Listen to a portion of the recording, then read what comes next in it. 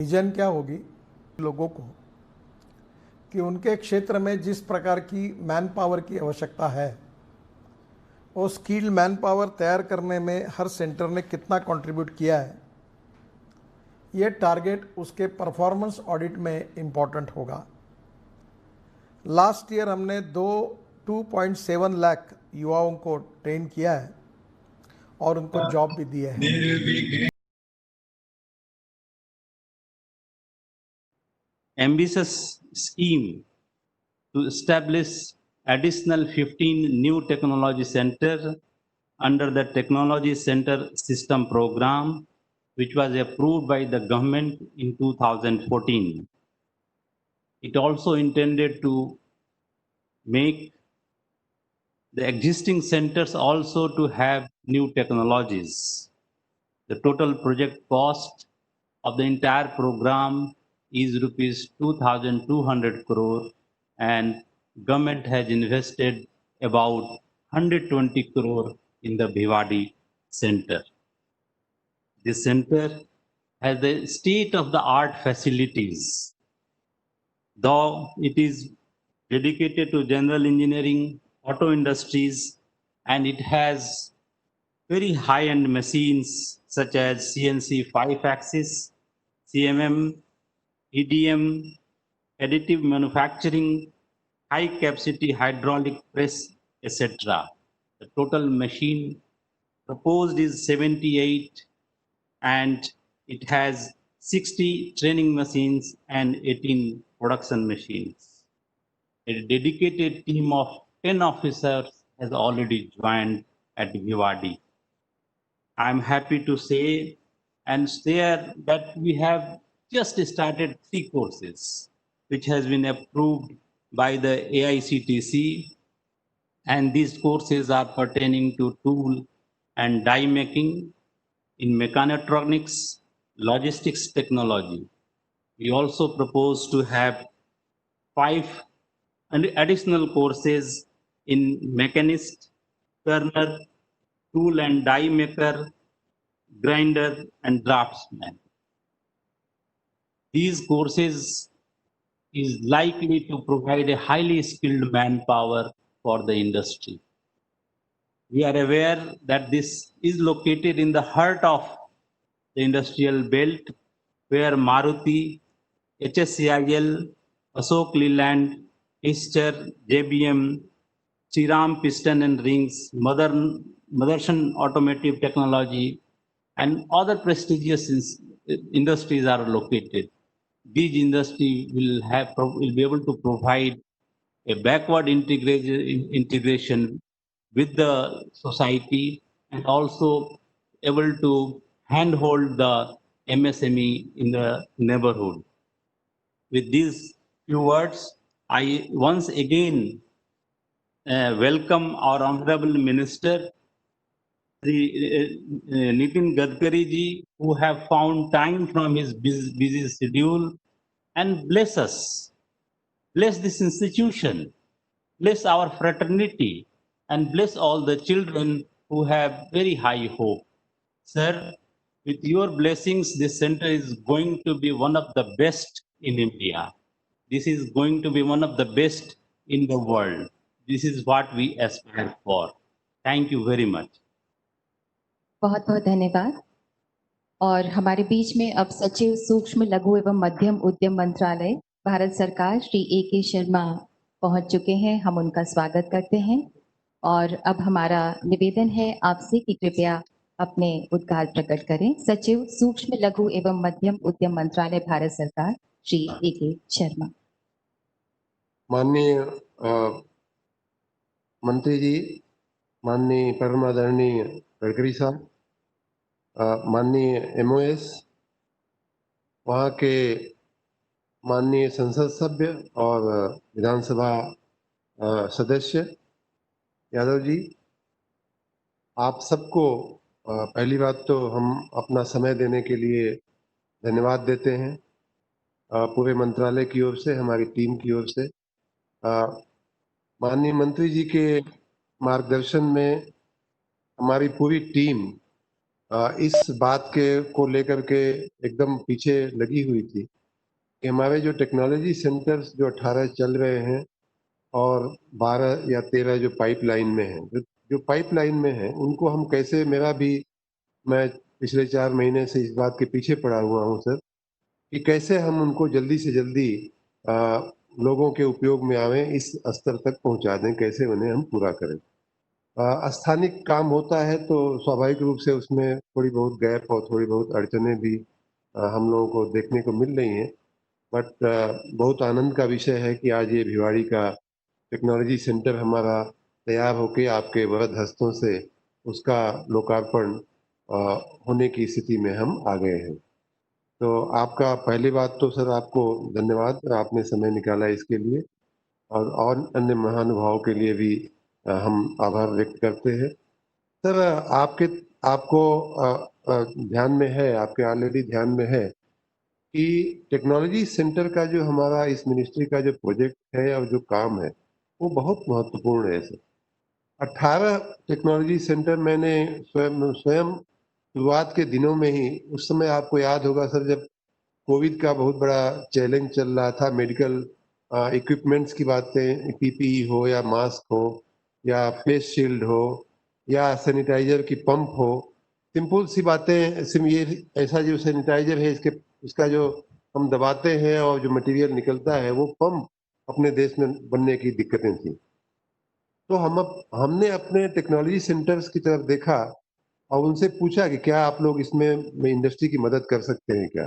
और आपको जानकर के खुशी होगी सर कि बहुत से टेक्नोलॉजी सेंटर्स ने फिर बाद में हमें बताया, हमें मालूम भी नहीं था, उस समय पूरी मिनिस्ट्री अज्ञान थी कि साहब हम तो ऑलरेडी ये काम हम महीने से इस विषय में हम पीपीई की दिशा में या फेस शील्ड बनाने की दिशा में या मास्क बनाने की दिशा में या अन्य कई चीजें बनाने की दिशा में, फाइल के लिए एक सैनिटाइजर इन्होंने बनाया। तो इस दिशा में हम ऑलरेडी काम कर रहे हैं। पंप का ये जो हमने दिखाया, वो उसका गैप हमें दिखा तो मैंने उनको एक चैलेंज भी दिया और उन्होंने कहा कि साहब थोड़ा फंड और पैसा मिल जाए तो हम लोग इस दिशा में भी आगे बढ़ सकते हैं, इसका कमर्शियल यूज कर सकते हैं। तो मैं जरूर कहना चाहूँगा कि डीसी ऑफिस ने, डीसी साहब ने भी और उनकी पूरी टीम ने इस विषय को सक्रियता से लेकर के उनके लिए फंड वगैरह का भी हम लोगों ने इंतजाम किया।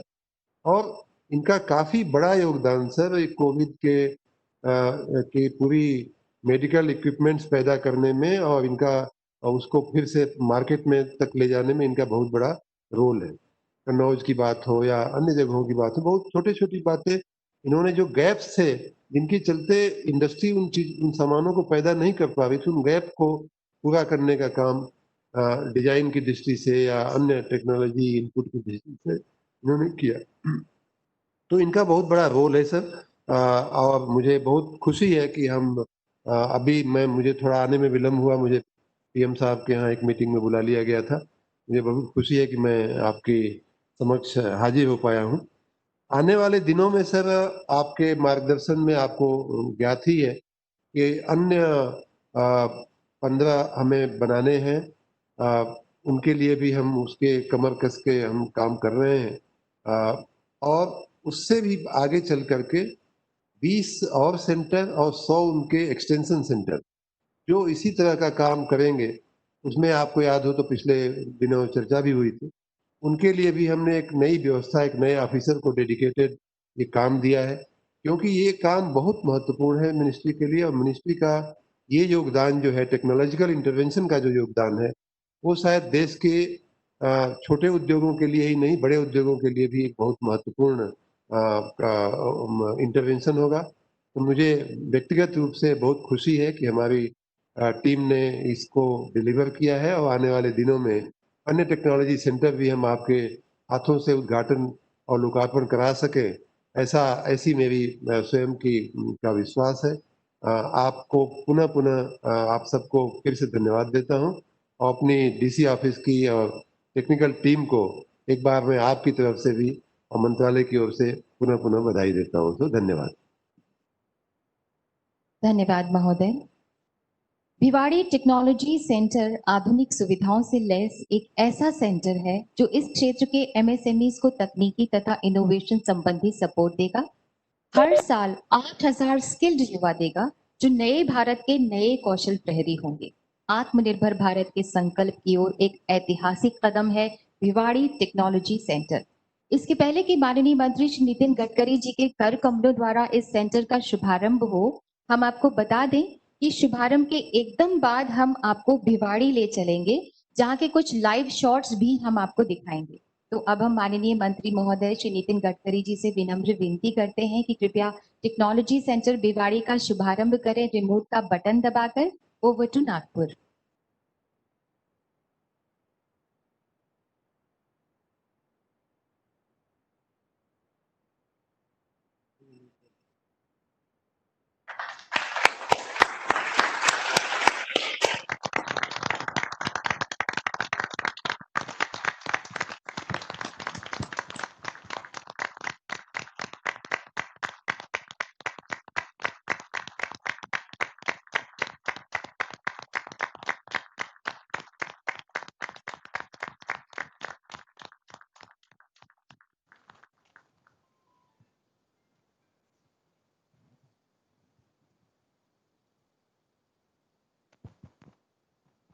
धन्यवाद माननीय।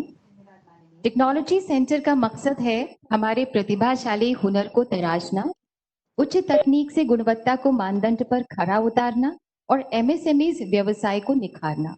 वोकल फॉर लोकल से ग्लोबल स्तर तक की यात्रा का बेहतरीन उदाहरण साबित होगा भिवाड़ी टेक्नोलॉजी सेंटर। आइए देखते हैं इस बारे में एक फिल्म।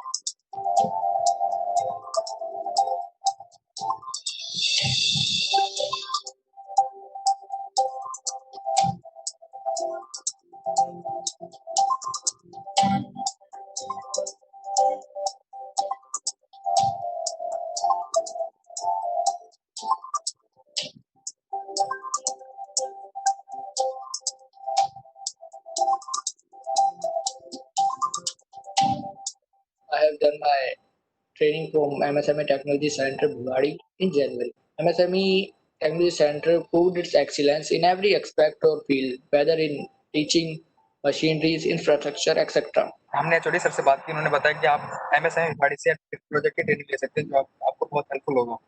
हमने हमारी पूरी क्लास में लिया, हम वहाँ पे गए थे एमएसएमई भिवाड़ी में। वहाँ जाके उन्होंने पूरा ट्रेनिंग लिया, किस तरह से क्या करना नहीं करना सब हमने समझा। और जो आर्डिनो बेस पे हमारा जो प्रोजेक्ट होता है, हमने बहुत कुछ सीखा उसके बारे में। आर्डिनो को समझने का मौका मिला, आर्डिनो को हमने प्रोग्रामिंग भी की, बहुत कुछ हमें समझने का मौका मिला। साथ साथ वहाँ के जो फैकल्टी सिस्टम है बहुत अच्छा है, बहुत सपोर्ट करती है आपको। और हम जैसे हमने बताया कि हॉस्टल में हम रहे थे, तो वहाँ का हॉस्टल सिस्टम भी बहुत अच्छा था। My name is Pragya Jain and I am a student C and C++ course from MSME Technology Center Bhiwadi, and I shared a very good experience there. All the faculties and management people are very nice to the students. Also, quality of the study over there is very good and helpful.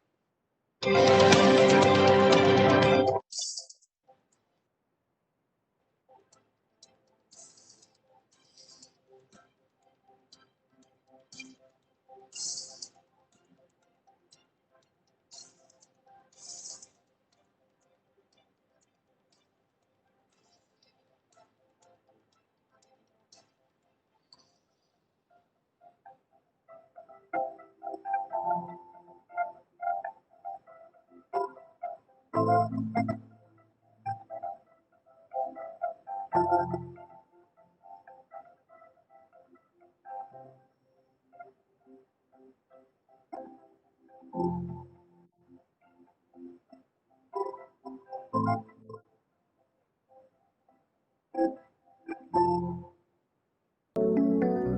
अभी हम film देख रहे थे Bhiwadi technology centre के ऊपर। अब हमारा आग्रह है माननीय उद्योग एवं उद्यम मंत्री राजस्थान सरकार श्री प्रसादी लाल मीणा जी की कृपया अपना उद्बोधन दें। Over to Jaipur.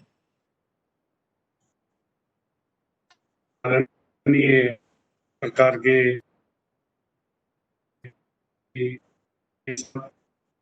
MOS सारंगी साहब, हमारे अलवर के सांसद महेंद्र बालकनाथ जी,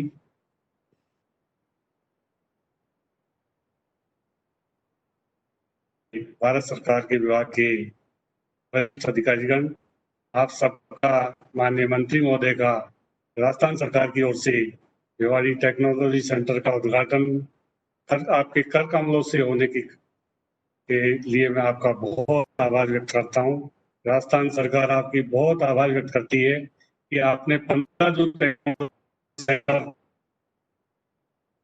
उद्घाटन आपने राजस्थान भिवाड़ी का किया।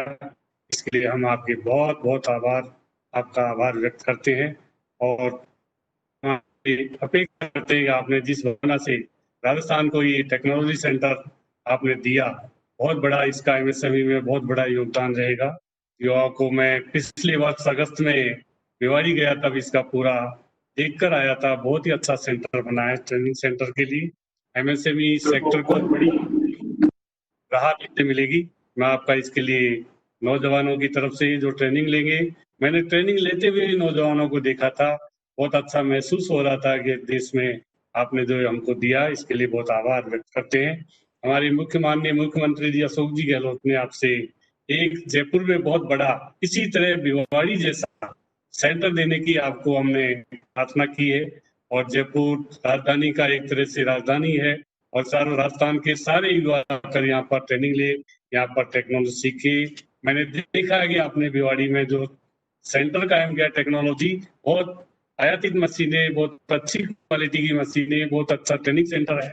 तो जयपुर में अगर ये होगा तो निश्चित रूप से राजस्थान के जयपुर के आसपास लोगों को बहुत बड़ा होगा। आपने वैसे सेंटर सैंक्शन किया है, पर हमारी आपसे अपेक्षा है कि भिवाड़ी जैसा ही जयपुर में आप बनाए।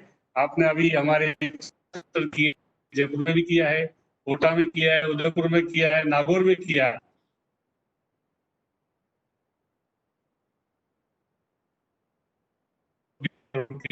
का सेंटर बनाएंगे तो निश्चित रूप से राजधानी में एक बहुत बड़ा अचीवमेंट, और भारत सरकार का भी हम आभार व्यक्त करेंगे। आपने 5-6 सेंटर और आपके यहाँ विचाराधीन है, दौसा, बीकानेर, भरतपुर,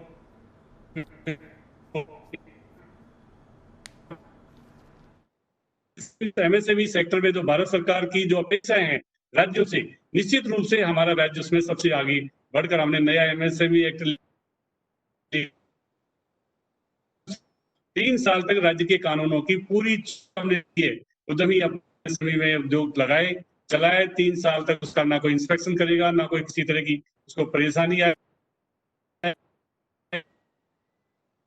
तो ना उसकी मान्यता ले ले। इस तरह का कानून लेकर हम आए हैं और इस कानून के बाद निश्चित 5000 से अधिक उद्यमियों ने हमारे यहाँ इसका अप्लाई किया है। उद्योग धंधे लगाने जितनी प्रोत्साहन दिया हमारे सरकार ने आने के बाद, निश्चित रूप से आपकी भावनाओं के अनुरूप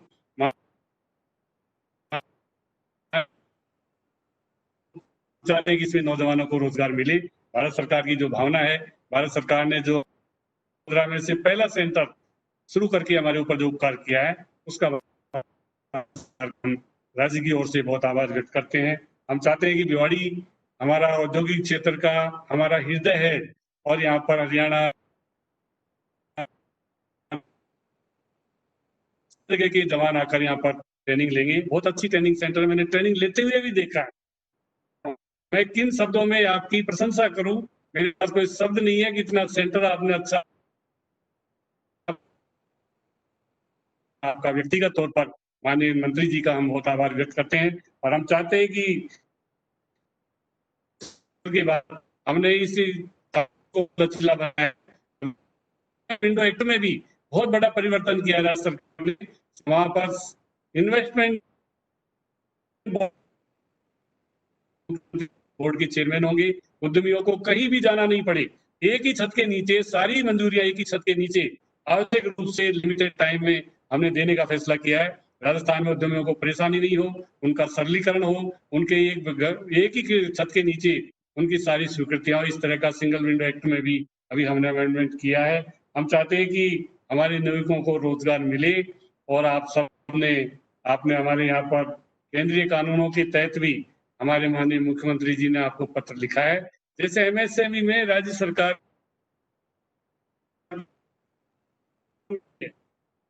भारत सरकार के जो भी कानून है उसमें भी एमएसएमई सेक्टर वालों को 3 साल की छूट,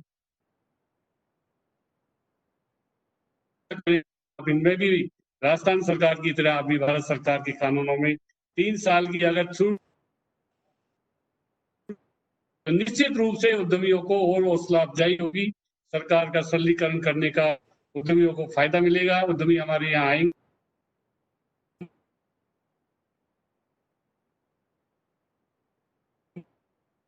सेक्टर ज्यादा राहत देकर ही इस बेरोजगारी को दूर कर सकते हैं। हमारी सरकार की कोशिश करेंगे। और जमीन हमने आपको भिवाड़ी में फ्री दी है, 1 रुपए टोकन पर आपको 10, जयपुर में जितनी जमीन चाहेंगे उतनी जमीन आपको फ्री ऑफ कॉस्ट देगी राज्य सरकार। उसमें आपसे एक ही विनती है कि जयपुर का सेंटर भी भिवाड़ी जैसा ही सेंटर हो, यही हमारी आपसे मांग है। आपने बहुत ही हमारे ऊपर उपकार करके इसका उद्घाटन किया, उसके लिए हम आपके बहुत आभारी हैं। माननीय मंत्री महोदय का, हमारे सांसद महोदय का, सांसद महोदय भी बराबर राजस्थान की भिवाड़ी की इनकी चिंता करते रहते हैं, महंत बालकनाथ जी, और हमारे विधायक साहब भी भिवाड़ी के बारे में बहुत उनकी अपेक्षाएं हैं। मैं उनका भी बहुत आभार व्यक्त करता हूँ। माननीय एमओएस मिनिस्टर सारंगी साहब का भी मैं उनका भी आभार व्यक्त करता हूँ। उन्होंने हमारी जो मांग थी उनका शायद वो भी समर्थन करेंगे जब वो बोलेंगे। राजस्थान में पहला स्टेट है जिन्होंने फ्री ऑफ कॉस्ट लैंड दिया, फ्री ऑफ कॉस्ट देंगे, और जितनी भी आप जमीन चाहेंगे उतनी देंगे। और हमारा जयपुर वाला ये जो हमारे विचाराधीन 6 सेंटर है, 5 सेंटर आपके पास विचाराधीन है, उनकी जल्दी सैंक्शन देंगे तो हमारे एमएसएमई सेक्टर की भारत सरकार की लॉकडाउन के कारण जो स्थिति बिगड़ी थी उनको वापस सुधारने में मदद मिलेगी। हम पुनः माननीय मंत्री महोदय का और आप सबका, सब अधिकारियों का, सबका बहुत आभार व्यक्त करता हूँ राज्य सरकार की ओर से। पुनः आपका बहुत बहुत आभार, धन्यवाद, जय। बहुत बहुत धन्यवाद माननीय। अब हमारी अनुनय है माननीय राज्य मंत्री सूक्ष्म लघु एवं मध्यम उद्यम मंत्रालय भारत सरकार श्री प्रताप चंद्र सारंगी से कि कृपया हमें संबोधित करें। Over to बारासूर।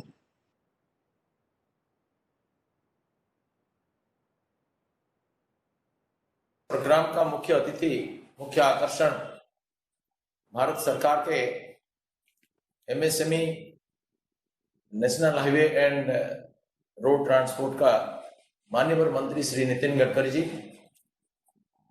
राज्य मंत्री Shri Prasadi Lal Meena ji, Shri Devendra Kumar Singh ASNDC MSME national programme director,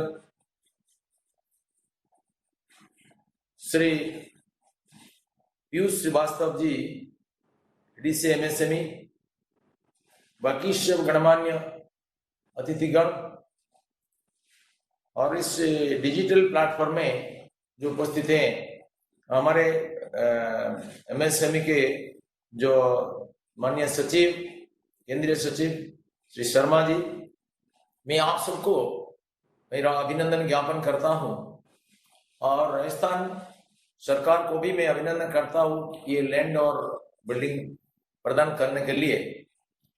परंतु इसमें मैं कहना चाहता हूं, राजस्थान सरकार एकमात्र सरकार नहीं, बाकी कोई राज्य सरकार भी हमको जमीन और बिल्डअप एरिया दिए हैं और ये एक अद्भुत केंद्र हो गया विकास के लिए। आज हमारे देश में, पूरे विश्व में आज एक इकोनॉमिक क्राइसिस आया है कोरोना के कारण, और इससे पहले भी कुछ क्राइसिस था, लेकिन ये बहुत मल्टीप्लाइड हो गया है। और इस स्थिति से उभरने के लिए हमारे माननीय प्रधानमंत्री श्री नरेंद्र मोदी जी जो कई स्टेप्स लिए हैं, इनमें ये हमारा प्रोडक्शन को इंक्रीज करने के लिए, ग्रोथ को आगे लेने के लिए जो सारा स्टेप्स लिया गया है, जो पैकेज डिक्लेयर हुआ है, जो पॉलिसी में परिवर्तन हुआ है, इसका असर हमको दिखाना पड़ेगा। लेकिन ये प्रोडक्शन को इंक्रीज करने के लिए हमको क्या चाहिए? हिंदुस्तान में अगर 50 आदमी काम करेंगे तो 100 लोगों के लिए खाद्य उत्पन्न होगा। ये बहुत चिंताजनक विषय है। अमेरिका में 5 आदमी काम करेंगे तो 100 लोगों के लिए होगा। क्यों? इधर परिश्रम ज्यादा उत्पन्न नहीं करता है, क्योंकि नॉलेज इसके साथ एसोसिएटेड नहीं। Knowledge of technology is quite essential. और भगवान श्री कृष्ण ने गीता में कहे, योग कर्मसु कौशलम, दिस कौशल इज स्किल, टेक्नोलॉजी। टेक्नोलॉजी के द्वारा आज असाध्य साधन होता है, और ये टेक्नोलॉजी का आश्रय हमको लेना पड़ेगा। आज हम ये बात करते हैं कि डिजिटल प्लेटफॉर्म में, ये भी टेक्नोलॉजी का वरदान है। कोरोना के कारण आज हमारा ऐसा मीटिंग का खर्चा बहुत कम हो गया है, और व्यापक स्तर पर हमारा सहयोग हो सकता है। दिस इज बुन ऑफ टेक्नोलॉजी। और इस टेक्नोलॉजी का एक प्रयोग स्थल है हमारा TC, tool room cum training centre जो होता है। ये हमारा एक विशेष प्रयोगशाला है। और इस टेक्नोलॉजी का प्रयोगशाला में क्या क्या होता है? ट्रेंड मैन पावर जो कि बहुत आवश्यक है। अगर ट्रेंड मैन पावर नहीं होगा तो आपका इंडस्ट्री को मैन पावर तो विदेश से इंपोर्ट करना पड़ेगा। इसलिए ट्रेंड मैन पावर सप्लाई करना टेक्नोलॉजी सेक्टर का एक बहुत बड़ा काम है।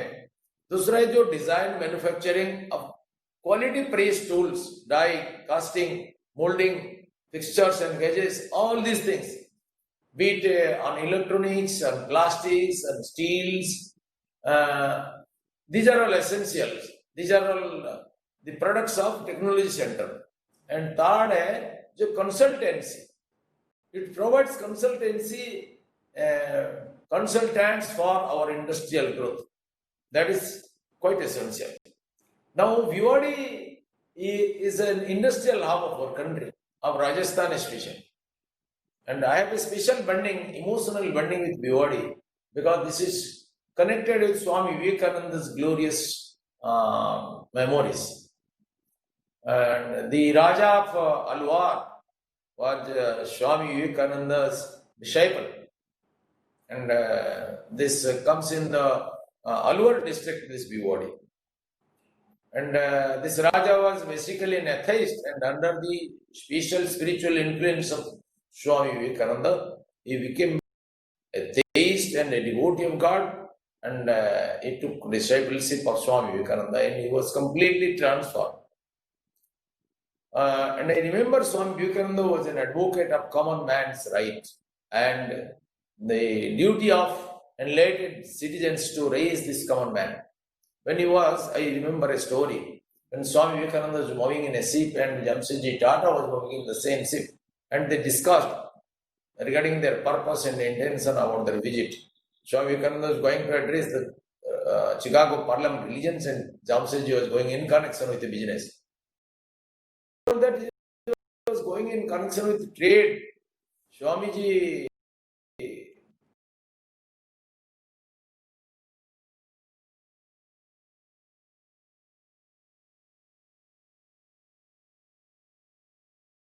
said, why? You are only trading. A country which sends raw material to foreign goods is a baby in the field of industry, and there is the least chance of its growth. So yes, Jamshedji asked, what is to be done? And Jamshedji, then Swamiji, be a producer.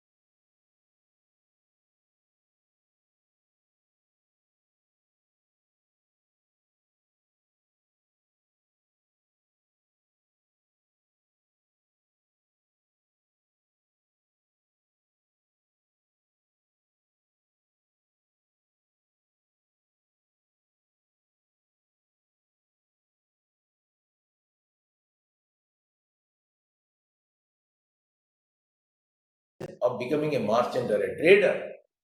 Dig your mines, crush your mountains, dry your oceans, and have your own processing plants, create enough employment opportunity, have your own research and innovation wing. And we know how such a transformation came over Jamshedji, and now the big volume of Tata industry is before us as a product of this big advice. So our direction is to be producer. Now Corona has taught us, and our great Prime Minister Narendra Modi, a great champion in this cause, given a clarion call to the nation on Atmanirbhar Bharat. Vocal for local product with global outreach. Now you have heard how we are not producing this pump also. This was also imported from China, and now we are producer. We are ready to export it. We have got enough potential, enough young manpower. We are the youngest nation of the earth. But we need technology, we need self-confidence, we need guidance, we need marketing access. And this technology center is a guide for this. Is an extraordinary center of excellence, and it should be developed as a global center of excellence. And I'm quite confident that with so bright and brilliant officers and pioneers in this field, we can do this, we can accomplish this great task.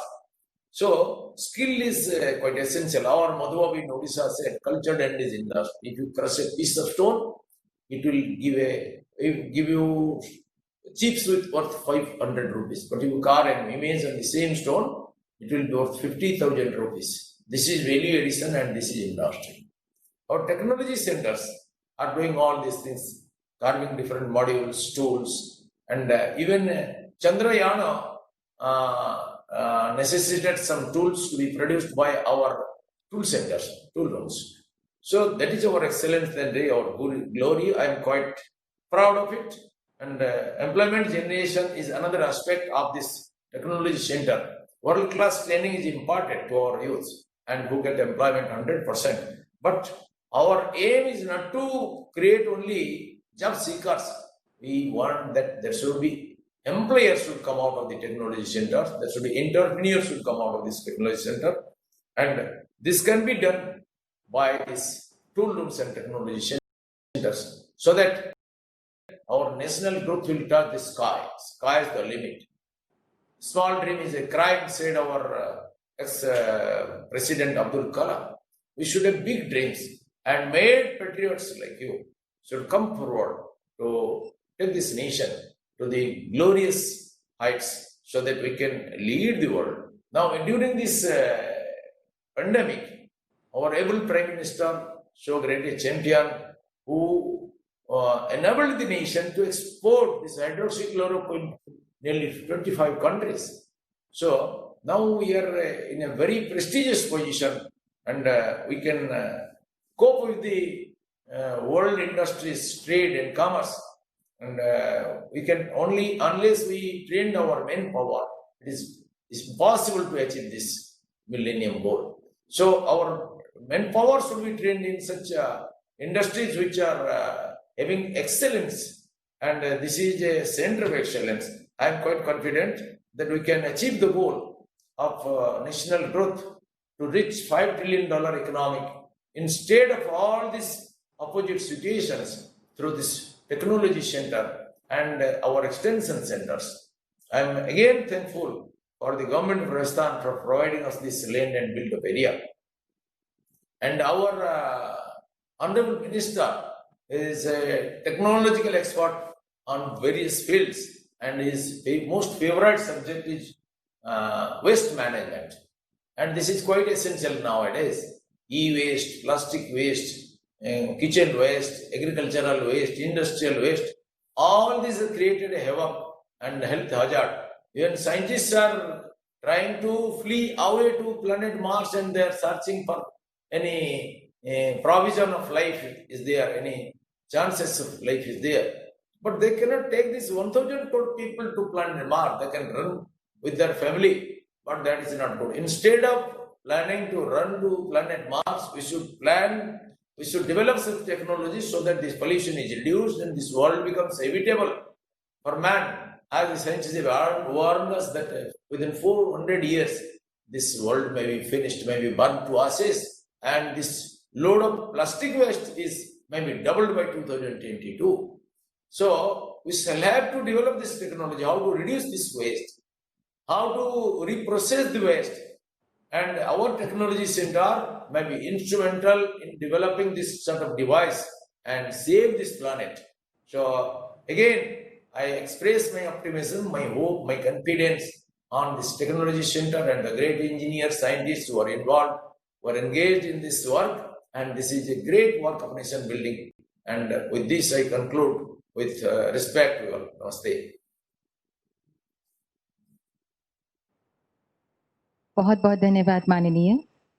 हमारा परम सौभाग्य है कि इस मंत्रालय को अत्यंत गरिमामय व्यक्तित्व माननीय श्री नितिन गडकरी जी का सानिध्य प्राप्त है। आपकी छत्र छाया माननीय उन दोनों मंत्रालयों को प्राप्त है जो देश की प्रगति को गति देते हैं। आपके मंत्रित्व काल में ये देश सड़कों तथा हाईवेज के अभूतपूर्व विकास का साक्षी बना।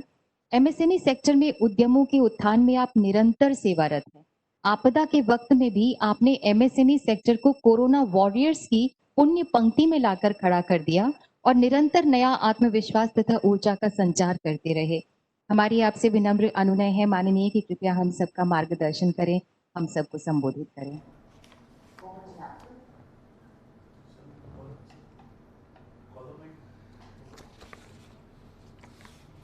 हमारे विभाग के आदरणीय राज्य मंत्री आदरणीय प्रताप चंद्र सारंगी जी, राजस्थान सरकार के उद्योग मंत्री आदरणीय प्रसादी लाल मीना जी, हमारे वहाँ के सांसद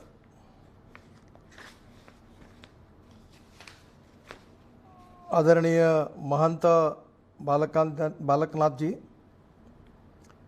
लेजिस्लेटिव असेंबली के मेंबर संदीप यादव जी, हमारे विभाग के सेक्रेटरी डेवलपमेंट कमिश्नर, हमारे सभी अधिकारीगण और उपस्थित रहे सभी भाई और बहनों, सबसे पहले राजस्थान में भिवाड़ी में टेक्नोलॉजी सेंटर की आज शुरुआत हो रही है। इसके लिए मैं राजस्थान की जनता को बहुत बहुत शुभकामनाएं और बधाई देता हूं। हमारे प्रधानमंत्री जी ने एक टारगेट सामने रखा है, वो आत्मनिर्भर भारत का है और एमएसएमई के सेक्टर में आत्मनिर्भर भारत का निर्माण करने के लिए हमें क्या करना होगा, ये माननीय प्रधानमंत्री जी ने हमारे ऊपर जिम्मेदारी सौंपी है। किसी भी देश के ग्रोथ में उसके जीडीपी ग्रोथ को ही इकोनॉमिक पैरामीटर की भाषा में गिना जाता है। हमारे देश की टोटल जीडीपी ग्रोथ में 22 से 24% मैन्युफैक्चरिंग सेक्टर से है, सर्विस सेक्टर की 52 से 56% है और एग्रीकल्चर और रूरल सेक्टर में agriculture and agro processing and allied industry की 12 से 16% तक आती है। अगर देश का जीडीपी ग्रोथ जब तक हम बढ़ाएंगे नहीं, तब देश में वेल्थ भी नहीं बढ़ेगी, पर कैपिटा इनकम भी नहीं बढ़ेगा और हमारे देश की प्रगति और विकास भी नहीं होगा। आज हमारे देश में जो कुछ ग्रोथ आ रही है, उसमें से हमारे एमएसएमई के सेक्टर के द्वारा 30% ग्रोथ, जीडीपी ग्रोथ एमएसएमई से आती है। इसमें हैंडलूम, हैंडीक्राफ्ट से लेकर सभी छोटे मोटे उद्योग हैं। 48% हमारे देश का एक्सपोर्ट एमएसएमई से होता है और अभी तक 11 करोड़ जॉब्स एमएसएमई ने क्रिएट किए हुए हैं। अब स्वाभाविक रूप से ये पूरे इसमें है, अगर हमारे देश में सबसे पहली बात कि इंपोर्ट को कम करना और एक्सपोर्ट को बढ़ाना, और एक्सपोर्ट को बढ़ाने से रोजगार भी बढ़ेगा, वेल्थ भी बढ़ेगी और देश की प्रगति और विकास भी होगा। अब इस सेक्टर में अगर ये करना होगा तो हमारे सबसे बड़ी आवश्यकता है कि हमें स्किल्ड मैन पावर चाहिए और ये skilled engineering trend man power हमारे आईआईटी, हमारे इंजीनियरिंग कॉलेज, हमारे पॉलिटेक्निक कॉलेज, हमारे आईटीआई, स्किल ट्रेनिंग सेंटर्स और अलग अलग प्रकार के लोग ये इस ट्रेन मैन पावर को तैयार करने की कोशिश कर रहे हैं। विशेष रूप से वर्ल्ड बैंक ने हमको जो 2200 करोड़ रुपए का असिस्टेंस दिया था, जिससे ये भिवानी का प्रोजेक्ट पूरा हुआ है। हमारे देश में एग्जिस्टिंग 18 टूल रूम्स है और technology centres and system program के अंदर जो इम्प्लीमेंट हम कर रहे हैं, उसमें से 15 नए टेक्नोलॉजी सेंटर्स हम सेटअप कर रहे हैं 2022 तक, और एग्जिस्टिंग 18 सेंटर्स जो है उनको मॉडर्नाइज कर रहे हैं। ऐसे 33 सेंटर्स हैं। इसमें सबसे इम्पोर्टेंट चीज़ यही है कि इन टेक्नोलॉजी सेंटर की दिशा क्या होगी, विजन क्या होगी और उनका परफॉर्मेंस ऑडिट हमें करना होगा। सबसे पहले मैं अनुरोध करूंगा इस सेंटर्स के सभी लोगों को कि उनके क्षेत्र में जिस प्रकार की मैन पावर की आवश्यकता है, वो स्किल्ड मैन पावर तैयार करने में हर सेंटर ने कितना कंट्रीब्यूट किया है, ये टारगेट उसके परफॉर्मेंस ऑडिट में इम्पॉर्टेंट होगा। लास्ट ईयर हमने 2.7 लाख युवाओं को ट्रेन किया है और उनको जॉब भी दिए हैं। पर देश की वर्तमान स्थिति में ये जो ट्रेनिंग और स्किल डेवलपमेंट की जो व्यवस्था हमने की है, इसमें 2.7 लाख युवाओं को हमने ट्रेन और नौकरी दी, रोजगार दिया। इस संख्या को कम से कम आप देश की आवश्यकता है कि 2 करोड़ तक ले जाने की आवश्यकता है, और 2 करोड़ अगर ले जाना है तो स्वाभाविक रूप से हमें इस प्रकार की फैसिलिटी का विकास करना होगा। बीकॉम, बीए, बीएससी डिग्री लेकर काफ़ी युवा पास हो रहे हैं और डिग्री और रोजगार का संबंध नहीं है। तो व्यवसाय विमुख तांत्रिक शिक्षण और स्किल डेवलपमेंट, ये अगर हम इन युवाओं को देते हैं तो पहली बात उनको रोजगार मिलना चाहिए। ये कौन से सेंटर ने कितने लोगों को ट्रेन किया और उनको रोजगार दिया, that is to be first criteria. Second criteria ये है कि हमारे वहाँ की इंडस्ट्री में प्रोडक्ट डिज़ाइनिंग में से लेकर टेक्नोलॉजी के अपग्रेडेशन से लेकर एमएसएमई को, वहाँ के इंडस्ट्री को हमने किस प्रकार से नई इनोवेशन के साथ नई विजन दी, जिसके कारण उसमें आमूलाग्र बदल हुआ, उनका टर्नओवर बढ़ा, उनका मार्केट बढ़ा, उनका एक्सपोर्ट बढ़ा। उसमें हम टेक्नोलॉजी इनपुट्स के द्वारा हमने वहाँ के इंडस्ट्री को, एमएसएमई को कितना कंट्रीब्यूट किया, ये दूसरी बात है। तीसरी इम्पॉर्टेंट चीज़ जो है, मैं ये टेक्नोलॉजी सेंटर्स के प्रमुख लोगों को प्रार्थना करूँगा कि क्या आप ये ढूंढ सकते हैं कि हमारे देश में क्या क्या इंपोर्ट हो रहा है, वो अभी लिस्ट बना रहे हैं। क्या वो इंपोर्ट सब्स्टिट्यूट प्रोडक्ट्स, उसका डिज़ाइनिंग करके हमारे technology centres import substitute products को तैयार करने के लिए एमएसएमई को स्पेशली कोई मदद कर सकते क्या ऐसे प्रोडक्ट के लिए। जैसे अभी हमारी टेक्नोलॉजी सेंटर्स का जो फोकस है वो engineering, plastic, aroma and flavours, leather, 3D printing, chemicals, automobiles, electronics, electric machines and software इसमें है। अभी मोबाइल फ़ोन है, आपको पता है कि इलेक्ट्रॉनिक्स में कितना इंपोर्ट हो रहा है। तो क्या हम इलेक्ट्रॉनिक्स के इंपोर्ट को रोकने के लिए जो इंपोर्ट्स हो रहे पार्ट्स है वो हमारे देश में तैयार करने के लिए हमारे एमएसएमई को, हमारे नौजवान युवाओं को कोई विजन, टेक्नोलॉजिकल नॉलेज और उनका कॉन्फिडेंस बढ़ाकर उनको उस प्रकार की अच्छी क्वालिटी की प्रोडक्ट्स तैयार करने में, एक तो वो उद्योजक भी बने, उनमें एंटरप्रेन्योरशिप भी बढ़े, और दूसरी ओर स्किल ट्रेनिंग देकर उनको हम रोजगार भी दें। मैं अक्सर हमारे युवाओं को जब भी मिलता हूं तो ये कहता हूं कि नौकरी मांगने वाले मत बनो, नौकरी देने वाले बनो। We have institute of management, we have institute of human resources, institute of financial management, but we don't have institute of entrepreneurship and enterprises.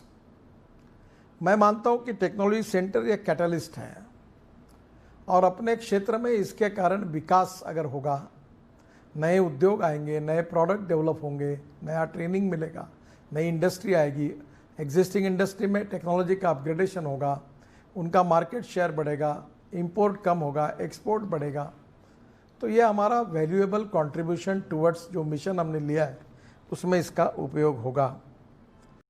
और इसलिए और एक बात मैं कहूँगा कि इतनी बड़ी इन्वेस्टमेंट सरकार ने की है, तो मैं ये मानूंगा कि आपकी हर टेक्नोलॉजी सेंटर्स के तरफ से प्रॉफिट कमाना ये सरकार की अपेक्षा नहीं है। पर एक बात ये भी जरूर है कि आपको हमने इतनी इन्वेस्टमेंट देने के बाद आपके तनख्वाह से लेकर खर्चा हम गवर्नमेंट से बजट से देंगे, ये भी संभव नहीं है। तो क्या सेल्फ रिलायंट आत्मनिर्भर भारत की बात में क्या हमारे टेक्नोलॉजी सेंटर्स प्रॉफिट मेकिंग का मिशन सामने नहीं रखें, पर जो जो काम करते जाए उससे जो 2 पैसे मिलेंगे उससे हमारे टेक्नोलॉजी सेंटर हमारा खर्चा खुद निकाल सकें, बाद में अपग्रेडेशन करने के लिए अपने ही बैलेंस शीट पर लोन खड़ा कर सकें। हम उसकी अनुमति देंगे, नए मशीन खरीदने के लिए, नई बिल्डिंग बनाने के लिए, एग्जिस्टिंग इंफ्रास्ट्रक्चर को अपग्रेड करने के लिए हम देंगे। तो मैं ये मानता हूँ कि उसके लिए लोन लेने के लिए परमिशन दे सकते हैं। और ये जो चेन है, ये जो साइकिल है, इसको जितने बड़े प्रमाण पर हम विकसित करेंगे उतना ही भारत आत्मनिर्भर बनेगा। तो टेक्नोलॉजी सेंटर में कौन से क्षेत्र में काम करना, कैसे काम करना, बहुत सेक्टर्स हैं। हम तो चाहते हैं कि हमारे यहाँ हवाई जहाज़ बने। अभी हमारे यहाँ नागपुर में मैं जहाँ से सांसद हूँ वहाँ टाल नाम की कंपनी है टाटा की, और वो ऑटोमोबाइल ये एविएशन सेक्टर में एयरबस और बोइंग के 1200 पार्ट्स नागपुर में बनाती है। अब जब मैं उस कंपनी में गया तो वहाँ मेरे ध्यान में आया कि करीब 2000 नागपुर के ग्रामीण क्षेत्र के पॉलिटेक्निक का डिप्लोमा लिए हुए इंजीनियरिंग कॉलेज के स्टूडेंट्स को उन्होंने रोजगार दिया।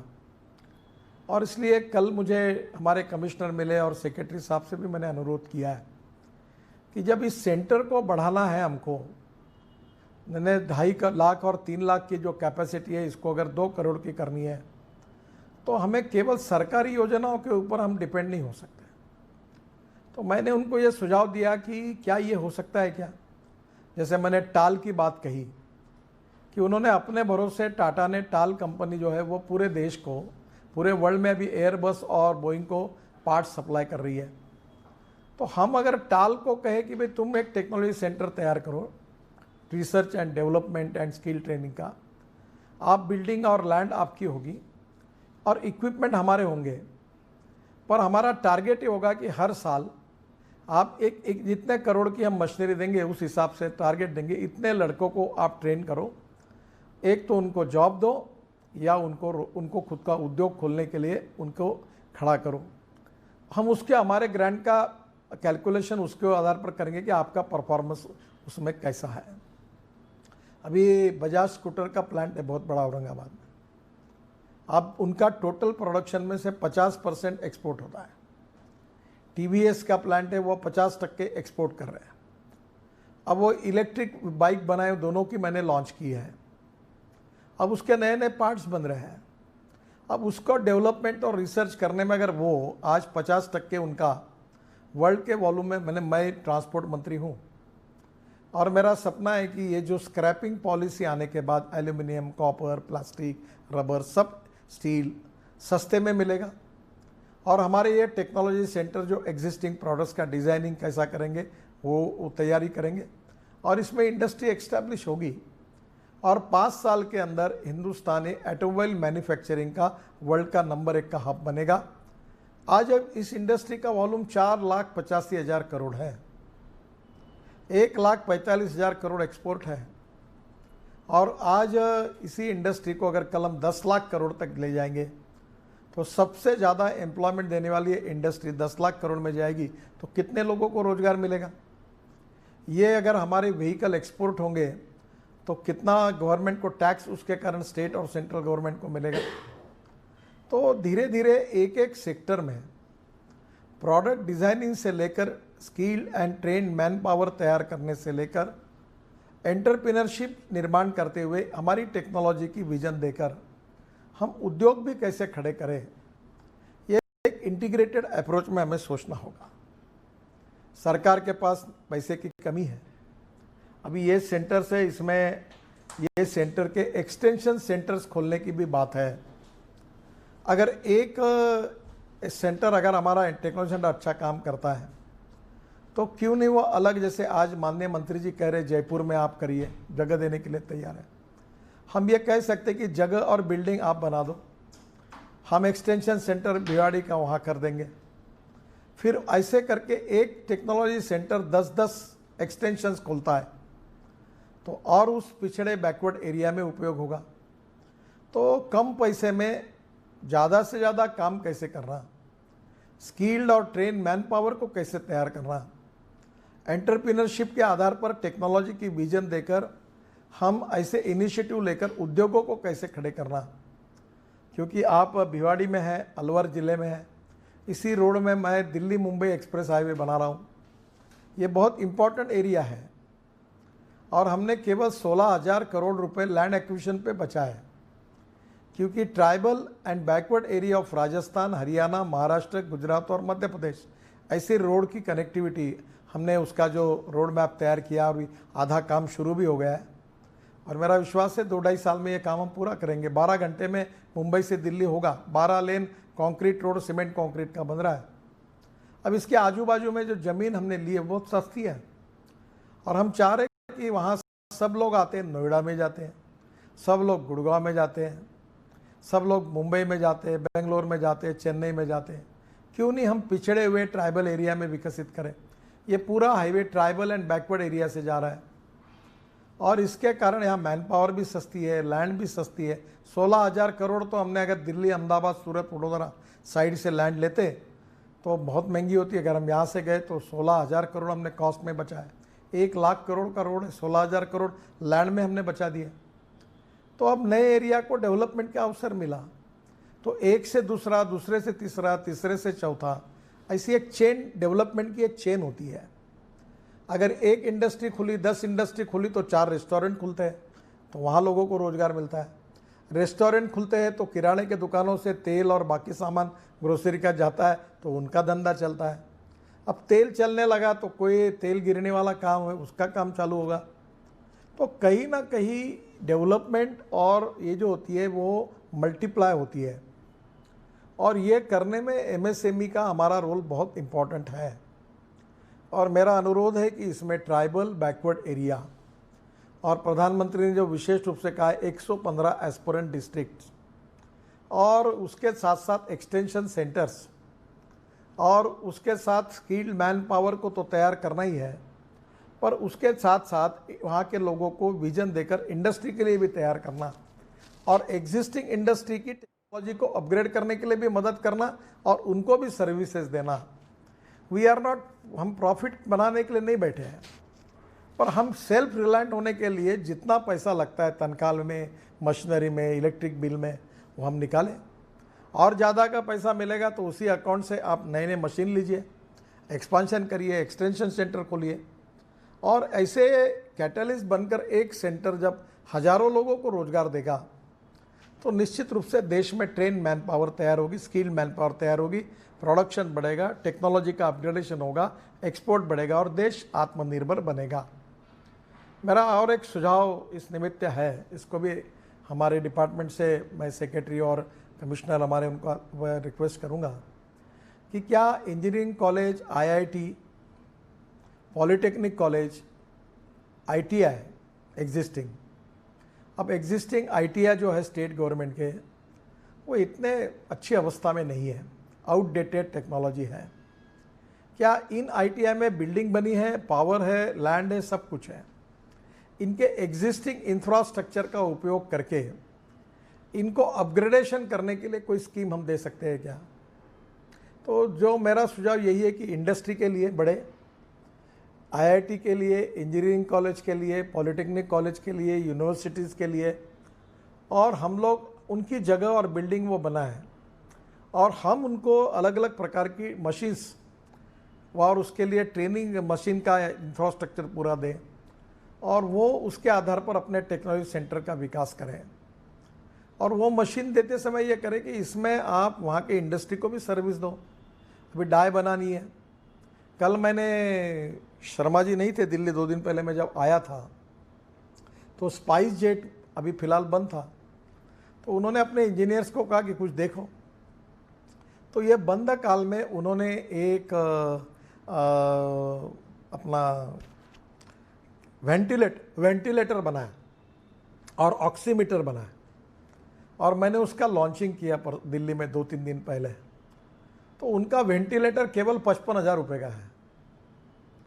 और परसों एक IAS ऑफिसर मुझे मिले अरुणाचल की, वो कह रहे थे हमारे राज्य में एक भी वेंटिलेटर नहीं है। अब आप सबको पता है कि वेंटिलेटर का कितना महत्व है, उसकी ज़रूरत है। मेडिकल डिवाइसेस में कितने बड़े हम बना सकते हैं। हम लोग आर्टिफिशियल लिम्स बना रहे, घुटने बना रहे, अलग अलग पार्ट, हमारे देश में नहीं है। हार्ट बाईपास सर्जरी करते तो वो जो हम लोग वो डालते हैं उसमें, वो भी हमारे देश में नहीं होता, वो भी बाहर से लाना पड़ता है। वो कोई इतना कठिन नहीं है कि हमारे देश में हम तैयार नहीं कर सकते। हमारे देश में जो नहीं बनता वो हमारे देश में तैयार करना, ये हमारे टेक्नोलॉजी सेंटर काम करें। हमारे देश में जो इंपोर्ट होता है वो हमारे देश में तैयार होकर एक्सपोर्ट कैसे होगा ये वो देखें। और हमारे देश के ही पिछड़े क्षेत्र के लड़कों को हम लोग ऐसी टेक्नोलॉजी की विजन दें कि वो अपने पैरों पर बने तक नौकरी मांगने वाले नहीं, नौकरी देने वाले बने। और सेकंड प्रायोरिटी नहीं तो कम से कम स्किल ट्रेन मैन पावर को उनको रोजगार मिले। अब ये जो अलवर का क्षेत्र है जो बैकवर्ड है, इस क्षेत्र में हमारे टेक्नोलॉजी सेंटर के कारण 100-200 इंडस्ट्री आती है जिनके हम टेक्नोलॉजिकली एडवाइज़र है। तो मैं ये मानता हूँ कि इसके बारे में इसका ट्रांसफॉर्मेशन और गतिशील कैसे हो, और टेक्नोलॉजी सेंटर्स भी धीरे धीरे प्रॉफिट मेकिंग ना बने पर सेल्फ रिलायंट बने। हमें कोई लोगों से पैसा कमाना ये दुकान नहीं है हमारा, पर हम ऐसी भी चैरिटी ना हो कि हम सब सरकार के ऊपर डिपेंड रहे। तो मुझे लगता है ये बहुत अच्छी कल्पना है। आगे 6,000 करोड़ के और टेक्नोलॉजी सेंटर बनने की बात चल रही है। हमारे सेक्रेटरी और कमिश्नर इस पर अब अध्ययन कर रहे हैं। मैं तो कहूँगा कि इस विषय में हमारे IITs, हमारे इंजीनियरिंग कॉलेज, हमारे कोई मेडिकल कॉलेज में पैरामेडिकल इंजीनियरिंग पर अगर कोई कुछ करते हैं। अभी हमारे इंजीनियरिंग कॉलेज में मैं डेंटिस्ट के पास गया था, तो मेरा 3 बार पर विजिट का बिल 25,000 रुपये हुआ। तो मैंने उनको कहा डॉक्टर साहब मैं तो पेमेंट कर रहा हूँ, पर मुझे एक बताइए कि ये बिल इतना ज़्यादा क्यों होता है। तो उन्होंने कहा कि मैंने ये पूरा मशीनरी जो सोफिस्टिकेटेड है पूरी जर्मनी से ली है और इसके ऊपर कर्जा लिया, ये मेरा प्रॉब्लम है। तो मैंने कहा ये मशीनरी आप यहाँ तैयार नहीं कर सकते, इतना कठिन है।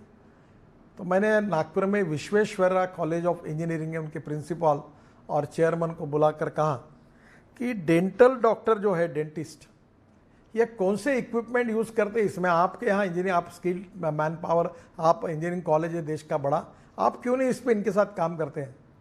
उसमें IT भी है, सॉफ्टवेयर भी है, इलेक्ट्रॉनिक्स भी है। तो उन दोनों ने मिलकर अब काम शुरू किया। अब डेंटिस्ट के 5 डॉक्टर और इंजीनियरिंग कॉलेज मिलकर काम कर रहे हैं। हमारी एमगिरी करके संस्था है वर्धा में, महात्मा गांधी जी की, इसमें वो कितना अच्छा काम करती है, वहाँ अलग अलग है। मैं खुद उनसे, मैंने एक टेक्नोलॉजी लाई है, बालों से अमीनो एसिड बनाया, मैं बाल खरीदता हूँ और बनाता हूँ अपने यहाँ और किसानों को बांटता हूँ। 6-7 करोड़ का टर्नओवर हो गया। तिरुपति से 1 ट्रक बाल लाता हूँ और बनाने का काम किया मैंने अपने देहात में, और ये बिकॉज ऑफ एमगिरी किया जो हमारी इंस्टीट्यूट है। तो टेक्नोलॉजी जो हमारे सरकारी इंस्टीट्यूशन के पास है, वो टेक्नोलॉजी उपयोग करके हम इंपोर्ट को कम करें, एक्सपोर्ट को बढ़ाएं, टेक्निकल मैन पावर तैयार करके उनको एंटरप्रेन्योरशिप के साथ उनको उद्योग शुरू करने की विजन दें, और उसके साथ जो स्किल मैन पावर है वो तैयार करने के लिए भी मदद करें। और इस स्पीड को बहुत बढ़ाना होगा। प्रधानमंत्री जी 5 साल का हमें टारगेट दिया है, और 5 साल में कम से कम 2 करोड़ युवाओं को अगर हमको ट्रेन करना होगा तो हमें इसको मल्टीप्लाई करना होगा। और जब हम फाइनेंस मंत्री के पास जाएंगे कि आप हमें इसमें पैसे दो, और तो वो बोलेंगे जो दिए वही तो आपने खर्चा नहीं किए, क्योंकि वो भी खर्चा करने के लिए हमारे सब स्कीम्स में जहाँ से स्कीम शुरू होती है, मैं तो कहूँगा कि टेक्नोलॉजी सेंटर में पहला काम हम अपने डिपार्टमेंट को पूरी तरह से हम लोग डिजिटलाइज कर दें। किसने कितने दिन फाइल रखी और कितना निर्णय करने के लिए समय लगा, ये तुरंत बाहर होना चाहिए, पब्लिक को भी पता चल जाना चाहिए। और हम लोग पूरी तरह से इसको फास्ट करें और जो जो डिस्ट्रिक्ट लेवल पर योजना में काम करते हैं उनका मैक्सिमम 3 महीने के अंदर निपटारा होकर उनको लोन मिल जाए। बैंक भी कैसा दे रही है, हमारी पूरे स्कीम का हम लोग पूरे कंप्यूटराइज मॉनिटरिंग करें और पूरा हमारा ऑफिस डिजिटलाइज हो। ईज़ ऑफ बिजनेस तभी अच्छा होगा। आज प्रधानमंत्री जी के आग्रह पर हमने वर्ल्ड बैंक में अच्छा नंबर हासिल किया है, पर हमको और आगे जाना है और इसलिए उद्योग और व्यापार क्षेत्र के सभी लोगों को साथ में लेकर टेक्नोलॉजी की विजन उनको उपलब्ध कराकर, स्किल्ड मैन पावर की उपलब्धता देकर, एक्सपोर्ट को बढ़ाकर इंपोर्ट को कम करके आत्मनिर्भर भारत को निर्माण करने में हमें एमएसएमई के लिए भी हमारा टारगेट निश्चित करना होगा। और मुझे खुशी है कि हमारे सेक्रेटरी, हमारे कमिश्नर, हमारे अधिकारी उस दिशा में रात दिन प्रयास कर रहे हैं और निश्चित रूप से जो 5 ट्रिलियन की इकोनॉमी है और करीब 100 लाख करोड़ का इंफ्रास्ट्रक्चर है, ये पूरा करने का हमारे प्रधानमंत्री जी का सपना है, हम पूरा करेंगे। और उस पूरा करने में एमएसएमई डिपार्टमेंट की भी अपनी विज़न तैयार करनी होगी और उस विज़न को केवल बात करके नहीं, ट्रांसपेरेंसी के साथ इम्प्लीमेंट भी करना होगा। मुझे विश्वास है कि आज हम लगातार काम करते हैं, हमारी सिस्टम ट्रांसपेरेंट है, टाइम बाउंड है, रिजल्ट ओरिएंटेड है। अब हम नए नए निर्णय किए हैं।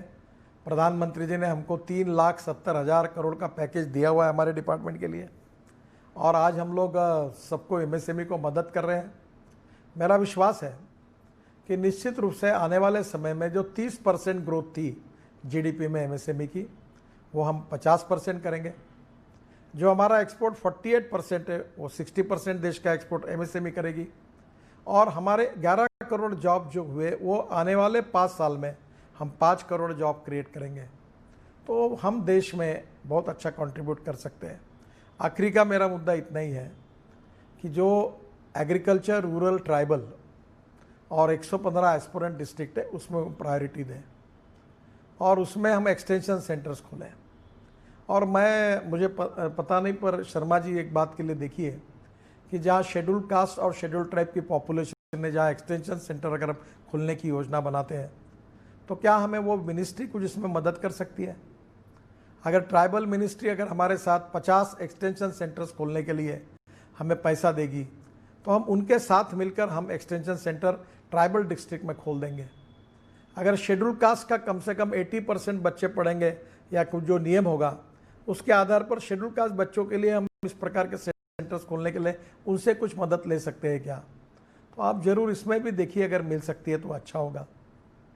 और मैं निश्चित रूप से ये कहूँगा कि जो स्पीड हमें बढ़ानी है, क्योंकि 5 साल का टारगेट प्रधानमंत्री ने दिया है, उसमें हमें भी अपनी स्पीड को बढ़ाना होगा और परफॉर्मेंस ऑडिट करना होगा। हर चीज़ का फाइनेंशियल ऑडिट होना बहुत ही इम्पॉर्टेंट है, पर परफॉर्मेंस ऑडिट करना उससे भी इम्पॉर्टेंट है और इससे उसकी यूटिलिटी हमको हमारी बढ़ेगी और हम देश को आत्मनिर्भर भारत बनाने का सपना पूरा कर सकेंगे और प्रधानमंत्री जी का जो सपना ये निश्चित रूप से पूरा होगा। आदरणीय मंत्री जी ने कहा है कि जयपुर में हम जगह देने के लिए तैयार हैं, तो मैं उनको कहूँगा थोड़ा सा आप जगह भी दे दीजिए और हमें टेक्नोलॉजी सेंटर खोलने के लिए बिल्डिंग बना दीजिए। नहीं तो मैं आपको और एक बात बताता हूँ जो हमारे सेक्रेटरी इस पर वेरीफाई करें कि आप हमारी लैंड दे दो और मशीन्स और हमारी कंस्ट्रक्शन में जितना मटेरियल लगेगा उसमें जो जीएसटी जाएगा वो आप हमको इसके लिए मदद के रूप में वो आप हमको रिफंड करा दो। तो वो भी अगर प्रपोजल मुख्यमंत्री का आएगा तो हम लोग कंस्ट्रक्शन का कॉस्ट उठा लेंगे, मशीन के ऊपर का जीएसटी और ये करके ये भी जो आएगा तो आधी कॉस्ट कम से कम उसमें निकल जाएगी, तो हम वो भी आपके लिए मदद करेंगे।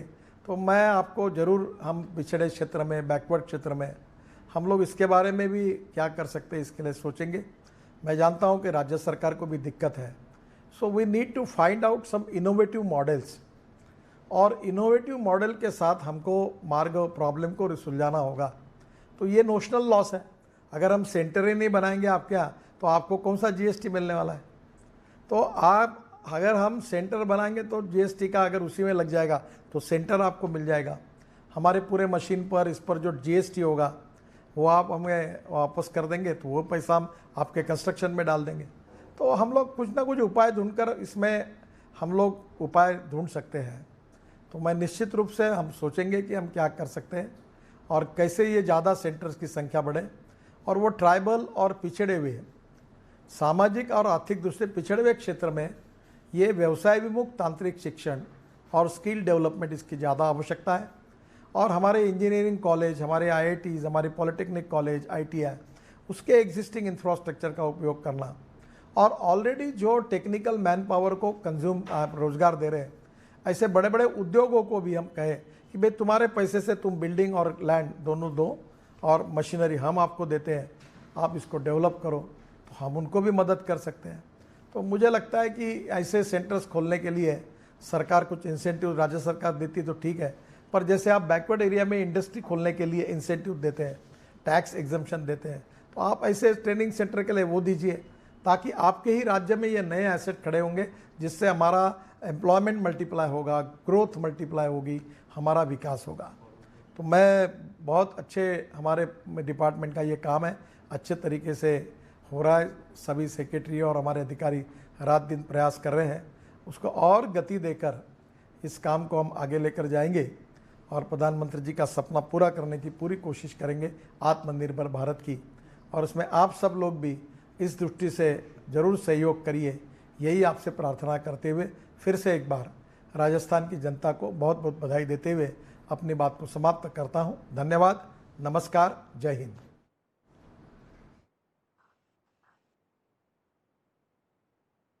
कोटिशः धन्यवाद माननीय आपकी प्रेरणा के लिए। और अब हम आग्रह करते हैं Shri Piyush Srivastava, ADC MSME national programme manager TCSP, आपसे कि कृपया आभार प्रकट करें। धन्यवाद। MSME परिवार के अभिभावक, honourable minister road transport and highways MSME माननीय श्री नितिन गडकरी जी, MSME राज्य मंत्री एंड राज्य मंत्री animal husbandry and dairying and fishering माननीय श्री प्रताप चंद्र सारंगी जी, हमारे साथ वीडियो कॉन्फ्रेंस के थ्रू जुड़े हुए राजस्थान के उद्योग मंत्री श्री प्रसादी लाल मीणा जी, माननीय सांसद महंत बालकनाथ जी, माननीय विधायक श्री संदीप यादव जी, हमारे सचिव के शर्मा जी, हमारे विकास आयुक्त श्री DK सिंह जी और हमारे साथ जुड़े हुए सभी साथियों, आज हमारे माननीय मंत्री जी द्वारा TC भिवाड़ी का देश को लोकार्पण एक और कदम रहा, एक ठोस कदम MSMEs के सशक्तिकरण की ओर। इसके थ्रू जैसा कि मंत्री जी ने इंगित किया, हम लोग training requirements, tooling requirements and consultancy requirements देने में सक्षम रहेंगे और इसका फायदा वैसे तो देश को ही होगा, लेकिन राजस्थान को खास तौर से होगा। इसके लिए जाहिर है कि ये आसान नहीं था, बहुत सारी अड़चनें आई, मुसीबतें आई, जैसा कि सचिव महोदय ने निवेदन किया था, लेकिन एक के बाद एक मुसीबतें सॉल्व होती चली गई और इसमें हमारे माननीय मंत्री जी का ऐसा नाम है कि उनका नाम लेने से ही बहुत सारी प्रॉब्लम सॉल्व हो जाया करती थी। तो हम माननीय मंत्री जी का तहे दिल से बहुत बहुत धन्यवाद देना चाहेंगे। श्री नितिन गडकरी जी चाहे नागपुर में हो चाहे दिल्ली में हो, मॉनिटर करते रहते हैं चीज़ें और उससे बहुत फर्क पड़ता है। उनके नाम और उनके मॉनिटरिंग से स्पीड अप हो गई हैं चीज़ें और हमने आज ये टूल रूम को इनॉग्रेट किया। हमारे राज्य मंत्री का डीप इंटेलेक्ट और इंसाइटफुल कमेंट्स वो बहुत हेल्पफुल रहते हैं। हम जब भी उनके पास जाते हैं हमेशा कुछ ना कुछ ज्ञान लेकर आते हैं जो कि इस टेक्नोलॉजी सेंटर को और अच्छा बनाने में हेल्पफुल रहा और आगे भी और अच्छा होता रहेगा। हमारा परम सौभाग्य है कि आज वीडियो कॉन्फ्रेंस के थ्रू राजस्थान सरकार के मंत्री जी श्री प्रसादी लाल मीणा जी भी हमारे साथ जुड़े, उन्होंने समय दिया, हम आपका बहुत बहुत आभार व्यक्त करते हैं। माननीय सांसद जी महंत बालकनाथ जी, माननीय विधायक जी श्री संदीप यादव जी, हम आपका भी बहुत बहुत धन्यवाद देते हैं कि आपने आज हमारे लिए समय निकाला। सर, ये जर्नी जो शुरू हुई थी तो काफ़ी पहले शुरू हुई थी मगर इसको फ्रक्टिफिकेशन करने के लिए हमारे सचिव महोदय, जिन्होंने यहाँ पे मुश्किल से 3 महीने और कुछ दिन बिताए हैं, लेकिन उनके quick decision making and resource mobilisation बहुत ही हेल्पफुल थे, जिन्होंने कि हमारे एग्जिस्टिंग रिसोर्सेज को लेवरेज किया और आज हम ये दिन देख पाए। सेक्रेटरी साहब से भी कुछ दिन कम हमारे डीसी साहब श्री डीके सिंह साहब ने यहाँ पे बिताए हैं। इनके लिए ये कहना उपयुक्त होगा कि ही हिट द ग्राउंड रनिंग और आज ये टेक्नोलॉजी सेंटर देश को समर्पित हुआ। हम आपके भी बहुत बहुत आभारी हैं माननीय सचिव महोदय और माननीय विकास आयुक्त महोदय। जैसा कि सचिव महोदय ने कहा था कि ये जो टीसीएसपी की जर्नी है, इसमें बहुत सारे टेक्नोलॉजी सेंटर्स को बनाना था, 15 टेक्नोलॉजी सेंटर्स को बनाना था।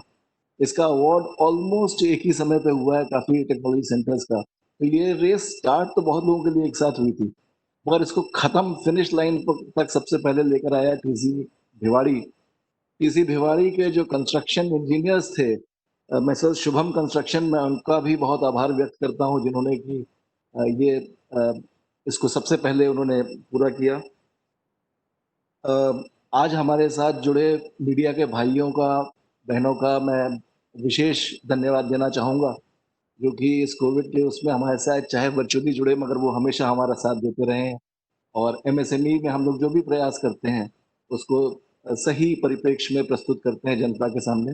आपका एक बार फिर शुक्रिया अदा करते हैं। आज के हमारे इवेंट मैनेजर्स आईटीडीसी का भी मैं शुक्रिया अदा करता हूं, जिन्होंने कि इस इवेंट को आज सक्सेसफुल किया। आईटीडीसी और कनेक्टिविटी एनआईसी ने प्रदान करी है, उनका भी मैं बहुत बहुत धन्यवाद देता हूं। ये आज जो हम लोगों ने अचीव किया है, ये जाहिर है कि एक टीम एफर्ट था। उसमें बहुत सारे अधिकारी जो कि टीसीएसपी के एपेक्स पे थे, जिन्होंने इसको संभाला। पहले मुझसे पहले अभी जो विकास आयुक्त और सचिव महोदय हैं, उनसे पहले उन लोगों का इसमें बहुत बहुत महत्वपूर्ण योगदान था। मैं उनका भी